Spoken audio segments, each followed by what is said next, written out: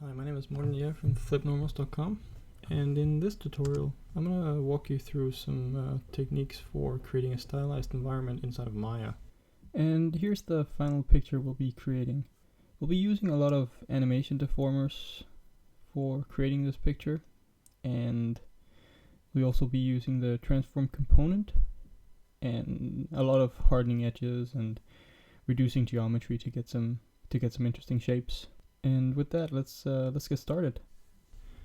I'll be using V-Ray for rendering, but you could feasibly use any render engine for this. So this tutorial is more about sort of different techniques, not focusing so much on like specific values and numbers, but like more on experimentation. And the first thing I'll do is I'm creating a ground plane, and I'll give this fairly high subdivs just so I can break it up geometry wise afterwards. I'll show you that in a little bit. But first of all, I'll start up with the sculpting tool. And the sculpting tool inside of Maya, you can sort of, it's kind of like in ZBrush or Sculptress, you can push and pull on geometry. Default, you push it down, and if you hold down Control, you'll pull it back up. And holding down Shift, you can sort of smooth things out afterwards. And if you want to scale up your brush size, you just hold down B.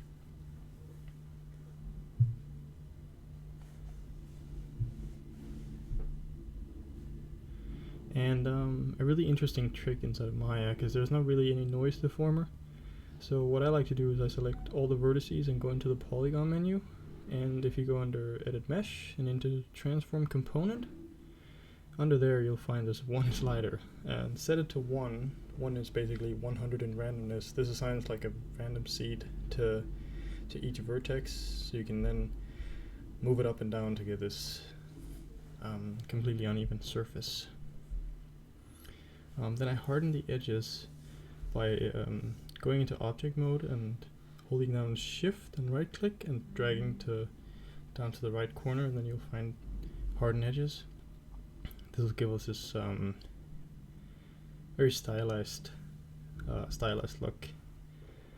In this tutorial I'll be using my V-Ray scripts, which is just a bunch of scripts I made for working with V-Ray faster. The first one I'm using here is a load V-Ray script, which just loads V-Ray.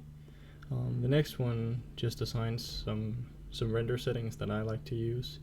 I'll share the scripts with you in a link so you can download them for yourself. And if you go into the color mapping, I won't take you through all the settings, but just like the most important ones. And in the color mapping, what's important to set is the gamma. You want to raise this. My script does this for me, but if you aren't using the script and you want to do this from scratch, you want to raise the gamma from 1 to 2.2. This basically makes sure that the noise levels in your shadows are correct. And other than that, I have don't affect colors on, and don't affect colors basically makes sure that no color mapping is applied to the final image. This is because we'll do some comping in Photoshop afterwards. Usually I comp inside of Nuke, but I thought for the purpose of this tutorial, just to make it a little more accessible to everyone, we'll just comp inside of Photoshop. And lastly, I have effect swatches on, so I can preview the gamma corrected color in my color swatch directly. And in the indirect illumination tab, I'll adjust it from brute force to irradiance map. This is just because irradiance map is a faster way of rendering when you're rendering still images. And I'll change the preset from high to low, because I don't really, for this like just previewing the images, I don't really need a lot of quality. And also adjust the light catch passes. This is you'll typically set this to the number of cores you have available on your machine. My machine has 24 cores, so I'll set it to 24. And under settings, I'll First of all, it'll adjust the dynamic memory limit. This is just allowing V-Ray to use more virtual memory for rendering, so I don't run out of RAM. And I'll just change the render region to 32 by 32 instead of 64. Depending on your, this is very scene dependent. This can either speed up or slow down your render. Basically, you want to avoid that you have any buckets sort of stuck, and I think most of you know that problem. What you do get out of changing it as well is generally what you say is the lower your render region, the number of your render region is, the slower your render will render, but you also conserve more RAM. So this is really great if you're rendering something at like insane resolutions and you're running out of RAM, then you can try and adjust the render region. And the next thing I'll do is I'll light the scene very very easily. I won't fiddle around with any like area lights or anything. I'm just gonna use the V-Ray sun and the V-Ray sky. And this is this serves this scene pretty well, I think, because I'm just gonna need like one directional light, and this way I don't have to paint a sky afterwards. And all, yeah, it has a very nice feel to it, and because they're linked dynamically, so when I change the position of the sun, it changes the color of the sky as well. So, all right, and this next button in my V-Ray shelf is a V-Ray physical camera. It creates a V-Ray physical camera based on the position of your perspective cam, and it basically just creates a camera, and it goes into the attribute editor and just enables V-Ray physical cam, so you don't have to do that yourself. So let's just see how this looks. The thing I typically do is let's just set the resolution.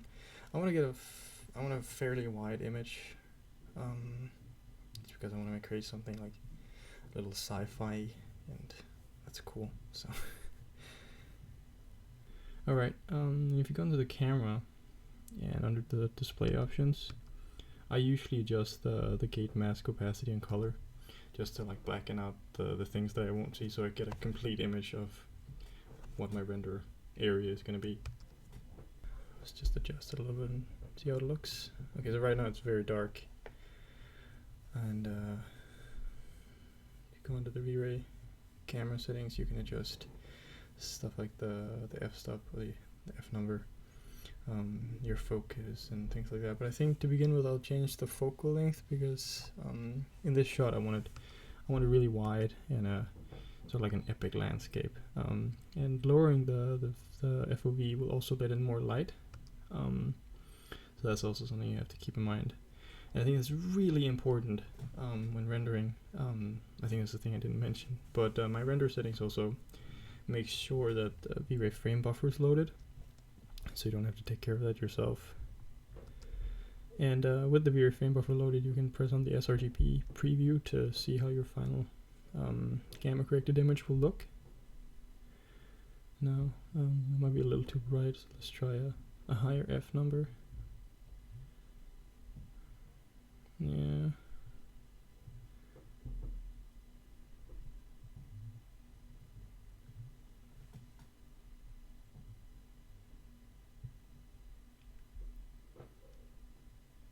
Let's just adjust.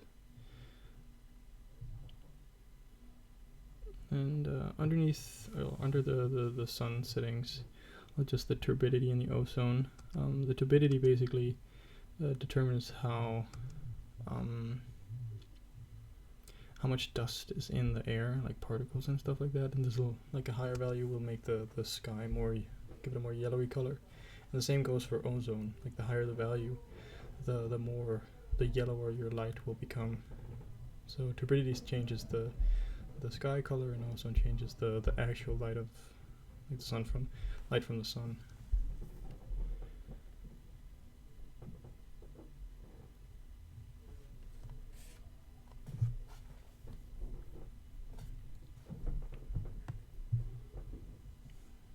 So yeah, it's just there's a lot of experimentation, just changing angles here and there, and kind of getting the emotion or the feel across in the image that I want. And this is another thing that I mentioned previously. Clicking on this specify focus will also change the amount of light that the camera lets in. This is also dependent on where you place the focus distance. Just something to keep in mind. I don't know, I might use this for later if I decide to do some depth of field or something, I don't know yet. And because of the scene, I know I'll be working with sort of like large scale things, so you see I'm going to selecting my perspective camera and going underneath the camera attributes. You see there's the clipping planes. Raising the clipping plane will basically allow the camera to render objects further away.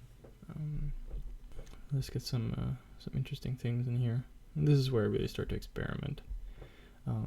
Like I said, there are no really like defined values for this kind of stuff. It's just sort of about making shapes that you think are appealing or that you think look cool. And I'll be playing around a lot with the animation deformers, like twist and bend and flare and stuff. And this is again the transform component under the edit mesh. Gives your objects like an uneven surface. It's really great for this kind of look if you want that sort of. I guess it's a little bit kind of like a paper origami thing to it. So, and you see I placed this in like the wrong direction. So what I'll do is under panels, you can define which view you want to look through. So here I'm gonna splitting up the view so so in one view I have my camera and the other one I have the perspective view. And just sort of adjusting it to where I want it to be. I'm gonna try and see how it's gonna look with a twist deformer.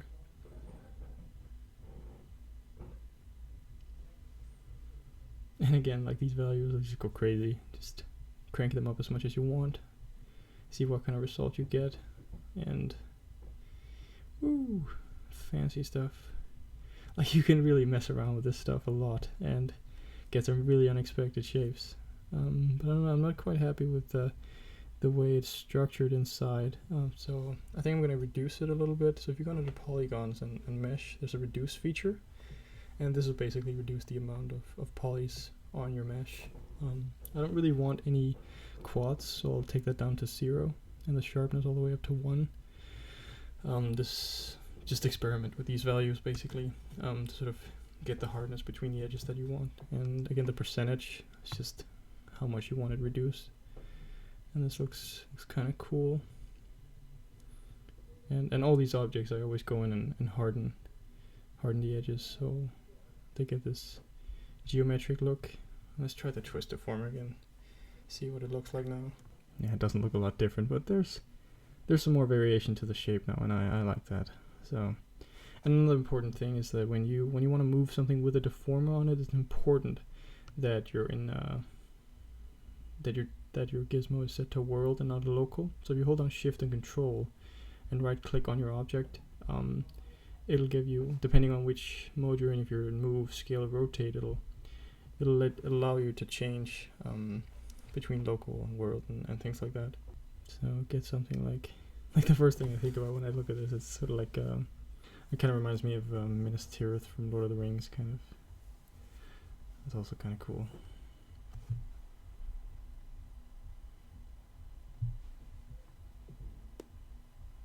But you can see how different it looks in the perspective view compared to the camera.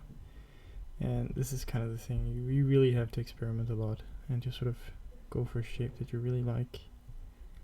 There's a lot of back and forth. And I guess it really comes down to taste. I mean, what you prefer.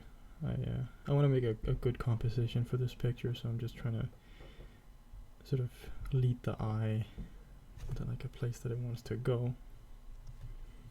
Let's create some cool looking planets in the background. I'm just trying to gauge the size of things and see how it works with the composition. See how it works with the previous elements that are already in the scene. Again, not focusing too much on specific values and stuff, because I think that really limits you creatively. It's just about the feel.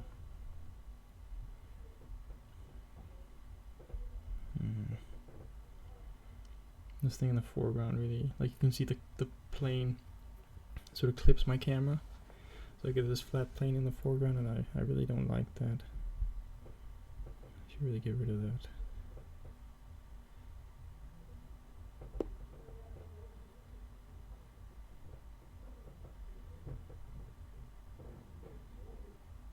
Looks better.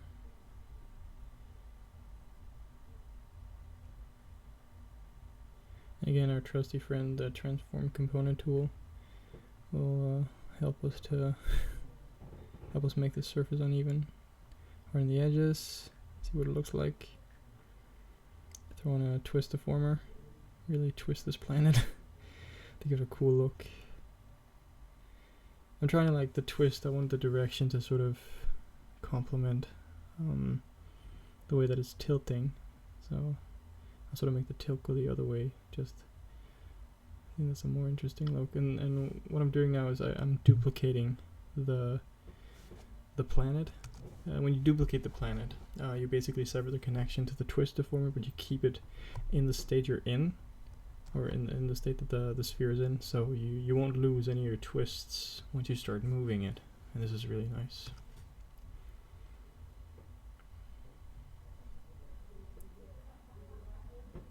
Okay, and this button is like it's a reflective material I've made with my favorite reflective color. It's just a bright orange that's like completely reflective with Fresnel reflections enabled.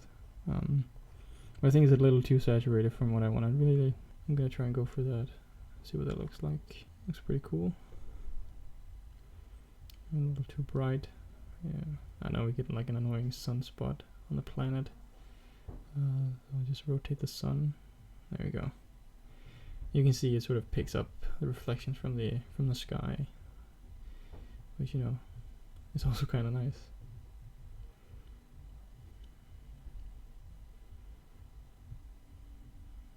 You're just assigning a new V-Ray material that's not reflective. Oh, wrong end of view. Just trying to color the cliff a little, just to give it a little bit variation from the ground plane.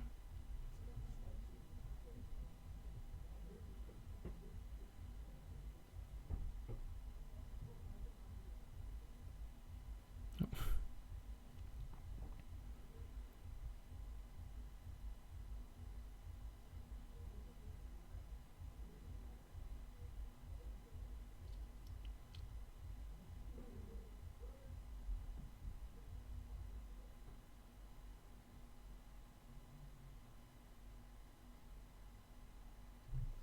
And I don't really like the way the plane looks. It's too uniform. So again, the reduce function is just really nice to just break up those really even surfaces. And that looks pretty cool. But the problem is I don't want to reduce the things that I have in the foreground, so I'm just going to extract them. So if you just select the geometry that you want to extract and sort of not be affected by the reduce, you select it in polygon mode, hold down shift, and go down to extract faces. And this way you'll have a piece that's not affected because it's a separate part of geometry. So this way we get some really cool shapes in the distance, but we keep sort of the planes that we established in the beginning in the foreground.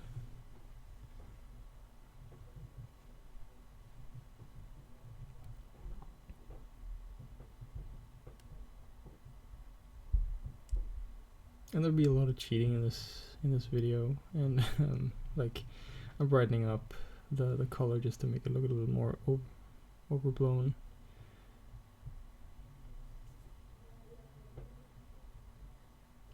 So in this will serve as I think I'm gonna make some floating classic sort of like, it's more like fantasy, I guess, like floating rocks, and I'll use the flare deformer for this one. This you can taper the ends of your geo, and it's really cool to actually also move your geometry within your deformers. This way you can get some even more unexpected shapes.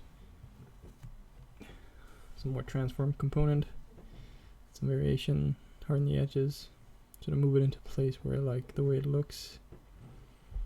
And it's really, again, it's about experimenting with the shapes. That looks kind of cool. Yeah, taper it more to have this like pointy floating rock. And I'm not gonna put too much effort into it. I'll actually use this rock for all the rocks. So I'll just duplicate it. Maybe make it a little more pointy. And just basically rotate it around until I get something I'm happy with.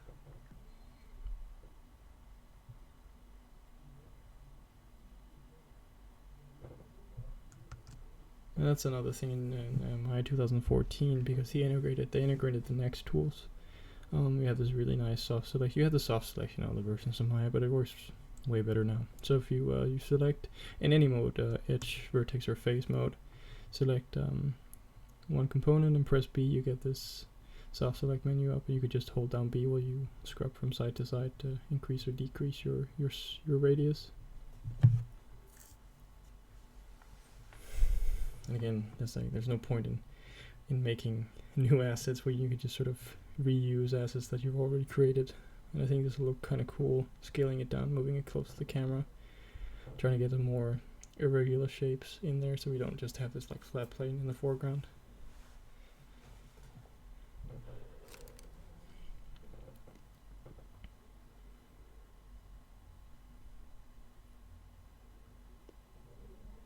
Oh yeah, and I'm moving the pivot for the object so it's easier to manipulate in the perspective view. If you just hold down D, you'll get a temporary gizmo to move your pivot around. And now I think I'll create something that's gonna be serve more or less as our focal point. Make some cool boxes because boxes are cool. And again, just experiment with some of this. I'm just beveling a vertex, just adjusting the amount of bevel, hardening the edges. And I'll just duplicate it around and stack it on top of itself to create an interesting box shape. And I think I'll apply V-Ray light material to it and make it sort of sci-fi.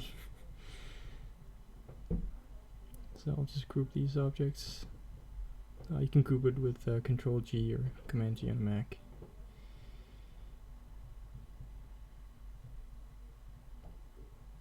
Getting the placement right. Again, where does it serve my composition the best? So here I'm selecting a V-Ray light material, and we're going to do some funky things with this one. This will be a little more advanced, but I'll get to that. So let's just select a general color that we kind of want, like classic cyan. It's a classic sci-fi color.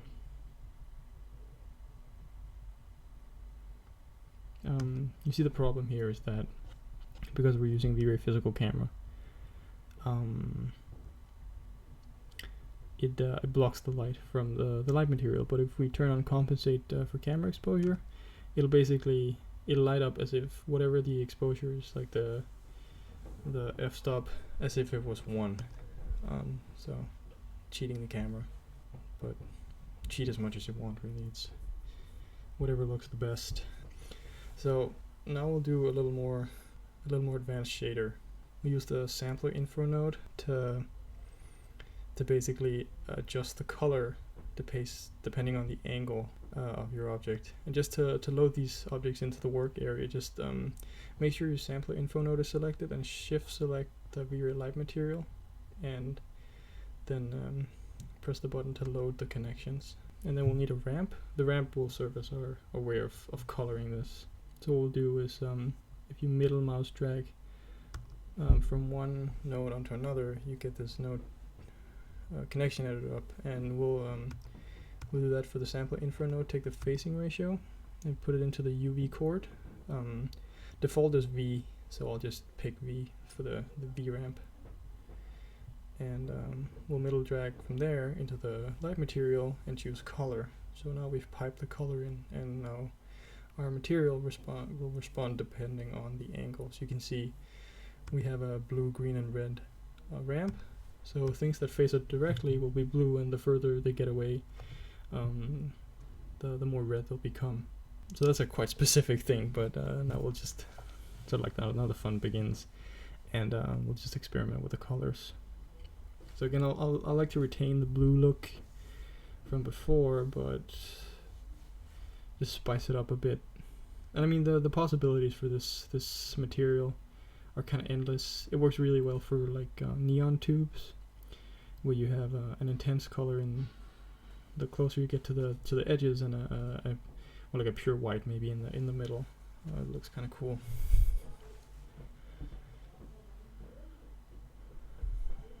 Yeah, I don't really like the red. I think I'm just gonna stick to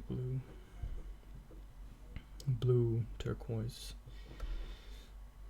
You know, the classic sci-fi colors. But seriously, anything sci-fi, just put in some teal and some orange, and you'll be good. All right, that looks kind of cool. And again, you can change between if you want to move in object mode or like in world space. There's a bug in Maya where if you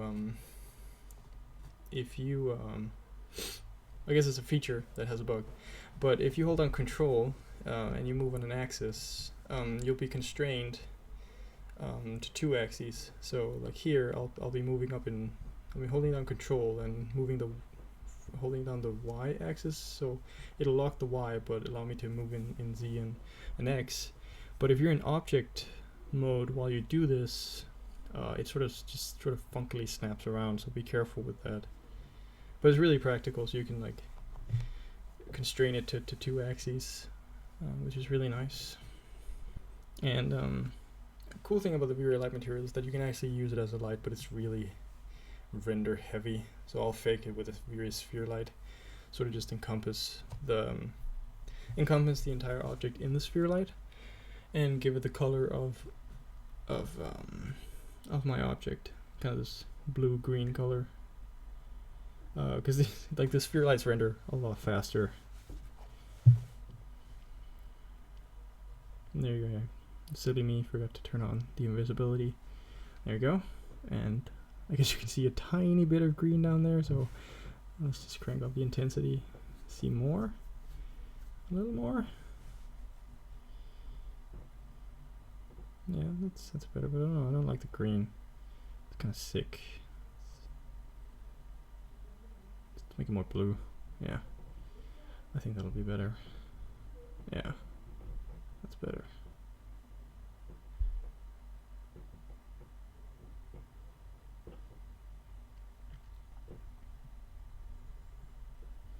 Up the subdivs.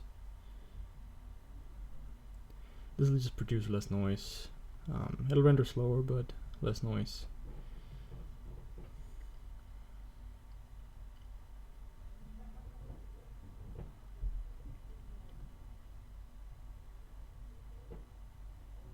And again, don't worry too much about specific values. It's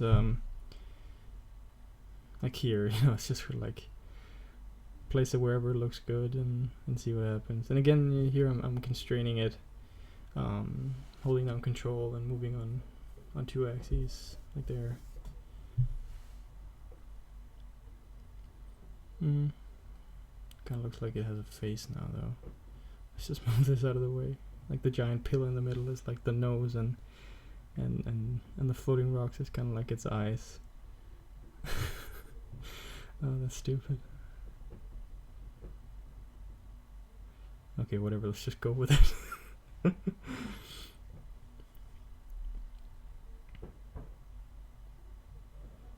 Ah, it's better. That just kind of looks like a weird twisted face. I suppose that's alright. Yeah, okay, now you don't look at the face anymore. It's like when you get into that zone where you just see a face somewhere, you just can't unsee it. When here, like, you see the camera's kind of clipping. It's clipping my geometry, so I'm actually not getting the ground that I wanted.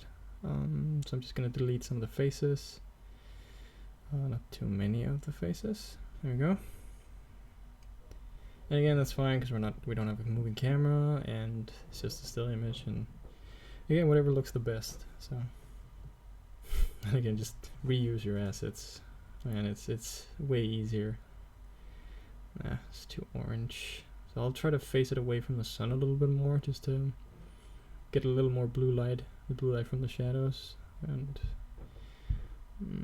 it's still too bright. I guess we could do some interesting things because it has a quite interesting shape. So if you just find an angle that you like, well, that's kind of cool. It's kind of like this spike to it.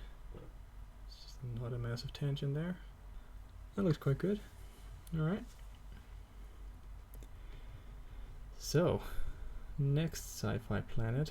This will be more like a Saturn kind of thing. So I'll start off with a ring. And I mean, I don't really have a plan for much of this stuff, so I just kind of roll with it. And I suggest you do the same. Just experiment, have fun with it. I guess that's what this tutorial is really about. I mean, it's you can totally follow along and put in the values that I put in, but I don't think you'll learn a lot from that. A cool thing with the deformers is that you can actually rotate them like this. Like I rotated 90 degrees and it gives me a completely different look. It's really like pizza planet kind of thing. Let's try to twist deformer, see what that looks like. That's okay-ish. Let's triangulate it, see what it looks like. Twist around. That's alright.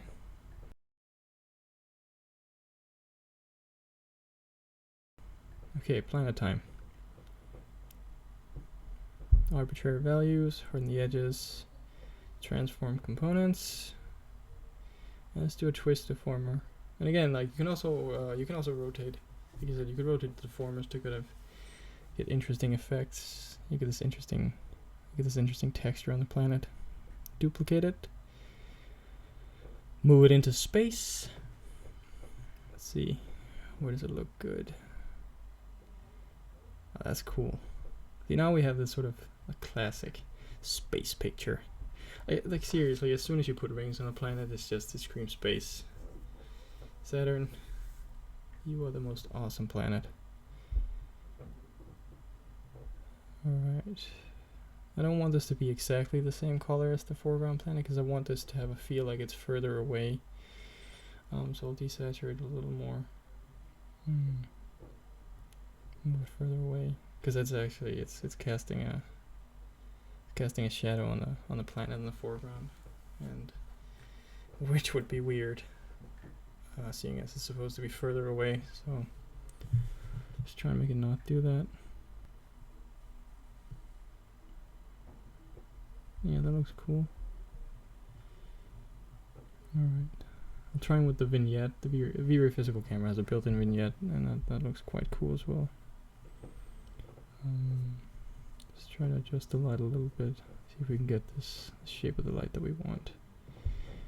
And I want to put some more tension on the rocks there. So I'm going to lighten them up. I'm going to give them a separate material, lighten them up a bit, make it tiny bit reflective, just to make them stand out a little more from the foreground and the plane. And here is my again in one of the scripts that I have is an ambient occlusion material based on the V-Ray dirt. So it's a V-Ray extra text with a V-Ray dirt piped into it, and I'm going to need a self-illumination pass for the cube, and interestingly enough, I'm also going to need a normals pass. This is because the normals pass just looks way cool. It's just an awesome pass. And a depth pass. So we'll use this to create some depth fog with, to sort of push planets further away.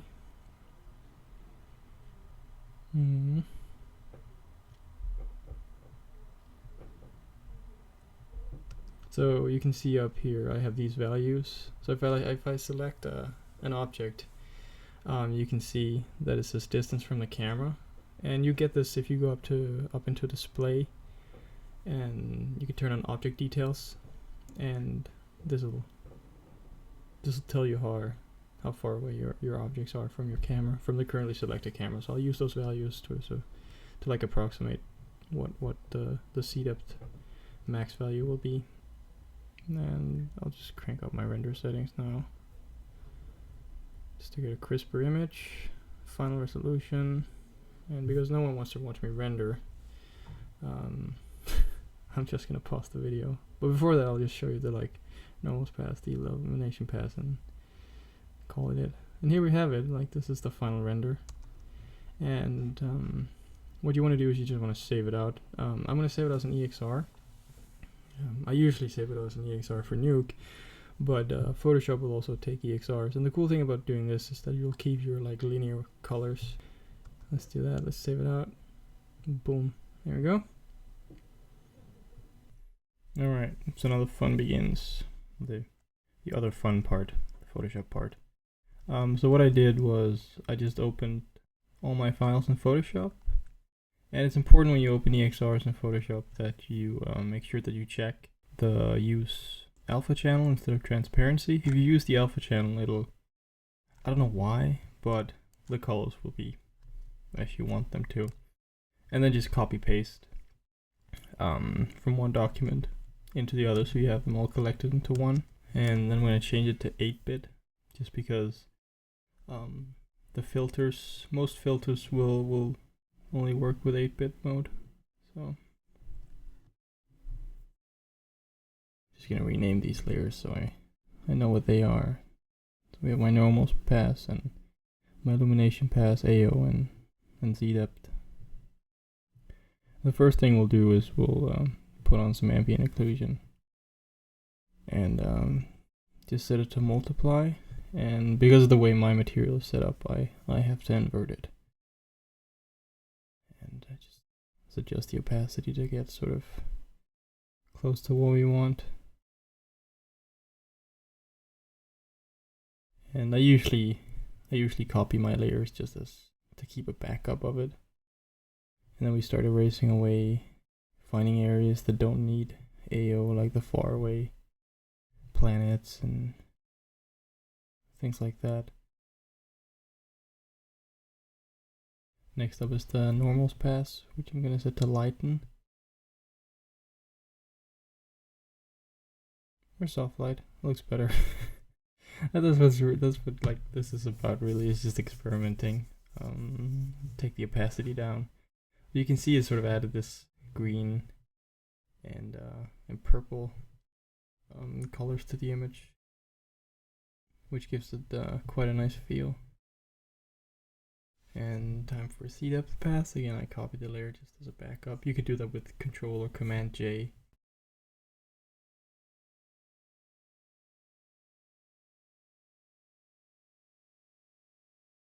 And lighten works pretty good for that. Just the opacity. This is sort of distance some of the objects. And I don't know, it's really, again, it's sort of like a, how do you want this thing to feel? There's no like right or wrong thing. So I like to just introduce a little bit of blue into my C depth pass, just to give this sort of feel of like a hot day, you know, when things are receding into sort of like this like blue fog. And with the illumination pass, I'm gonna apply Gaussian blur to it. This is gonna serve as my glow for my cubes. So I apply a Gaussian blur and sort of flick through the layer styles, see what looks good. The opacity.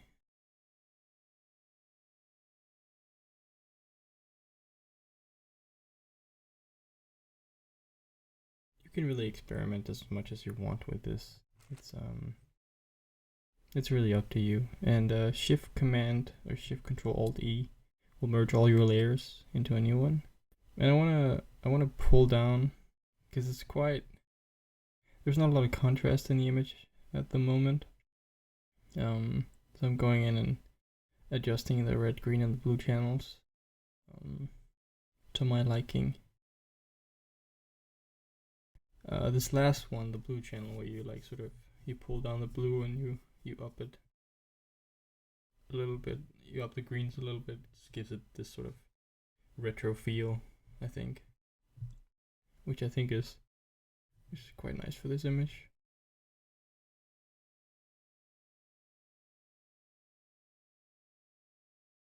I just want to get a bit more variation, like between the shadows and the lit parts. Move all these down. I keep them as like a backup, so I can always go back if I need one of the passes again. Yeah, I might want to push back the planet in the distance, like the far distance, a little more, just to make it really recede into space. But I don't really want to affect anything else in the image too much, so I'm actually just like with the AO pass, I'm gonna erase parts that I don't really want to be affected. Like the top of the mountains might be nice to have a little bit of that on. But really it's very, very minimal. And now it's the classic sort of chromatic aberration that's super popular and massively overdone sometimes. So if you pull the bottom two ones up all the way to 100 and just sort of leave the last one at the top one to default, you get this like red and blue fringe, and you really want to be conservative with it because you don't want it too much. You want to sort of make it add to the picture, but not so much that people really notice it. And again, some more vignetting, like the V-Ray one, I didn't feel like it was enough, so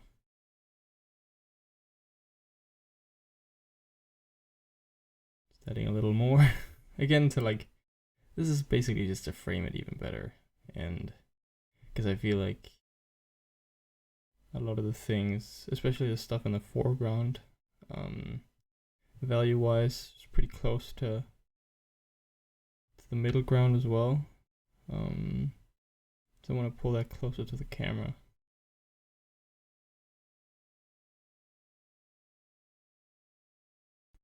Add some noise, not too much. Again, subtle stuff that people won't necessarily pick up on, but you can feel it. You can feel it in the image. I mean, you might want something more extreme, but I don't, not for this picture. And a really cool feature of CS6, I'm using Photoshop CS6, is these new types of blur modes. And for this one, I'm gonna use the iris blur. The cool thing about the iris blur is that it gives you blur effects similar to like what you would get with a camera. So you can achieve this like bokeh effect where you can see the blades of the aperture when you blur it, which is really cool. I'm not going to use that for this though. I just want some of the foreground elements to be blurred. But it's really good. You should really play around with the brightness and the values over to the right, because they can really produce some cool effects. Yeah, and I think that I don't want it too bright, but I want the brightness to sort of lead the eye to our weird little cube a little bit. So just add a tiny bit of glow. I'm gonna overdo it to begin with, just put in too much, because you can always take away, but just sort of adding a subtle glow to the edges of far away and very bright things just makes the picture blend together better, I think. As you can see, this is way too much now. But then I'll go in and I'll erase it afterwards, so that I get exactly the result that I want.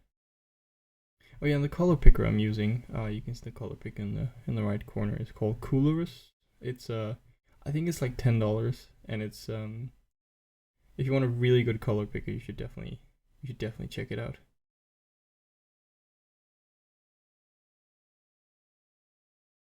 Just the opacity, just because right now it's ridiculous.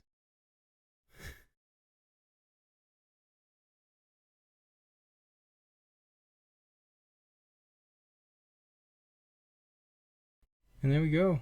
That is my stylized environment in Maya. I hope you enjoyed this tutorial, and thanks a lot for watching. Feel free to check out some of the other tutorials on our site, and I'll see you guys later. Thanks.